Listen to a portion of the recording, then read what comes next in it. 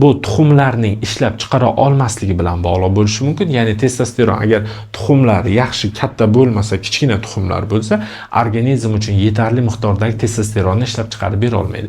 Shuning uchun ham albatta yuqoridagi tavsiyalarni qilinganda ham zaiflik holati, xohish holatida muammolar paydo bo'lsa, albatta shifokor ko'rigidan gormonal fon tahlili ko'rinib va testosteron pastligini sababi aniqlanib, shunga qarab yechim taklif qilinadi. Uchinchi sababi stress, xavotirlar. Doimiy ravishdagi stress, xavotirlar jinsiy aloqa paytida fikrni ong ostida ma'lum bir joyga bo'linishiga sabab bo'ladi.